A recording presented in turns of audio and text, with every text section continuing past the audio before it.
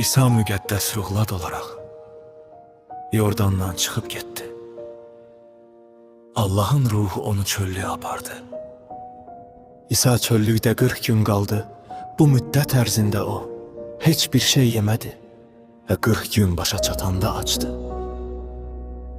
Orada iblis onu imtihana çəkdi. İblis ona dedi: "Əgər sən Allahın oğlusansa, əmr et ki, bu daş çörəyə dönsün." Lakin İsa ona dedi: "Yazılıb insan inoğluz çörəklə yaşamamalıdır."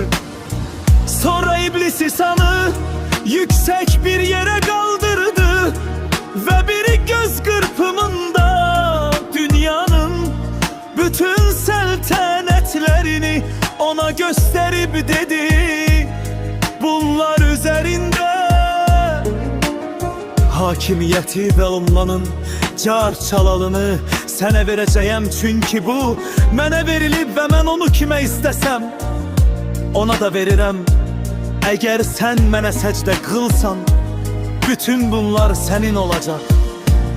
İsa ona cevap verdi: "Yazılıb Allah'a səcdə qıl və yalnız ona kulluk et." Sonra iblis onu Yeruşalim'e getirip məbədin en hündür yerine koydu ve dedi: "Eğer sen Allah'ın oğlusansa özünü buradan aşağı at." Ahı yazılıb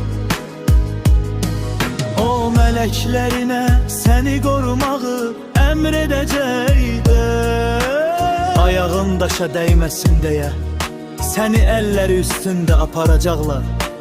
Cevabında İsa dedi: "Yazılı Allah'ı sınağa çekme." Beləliklə İblis imtihanı qurtarıb başqa bir fürsət tapana qədər ondan ayrıldı.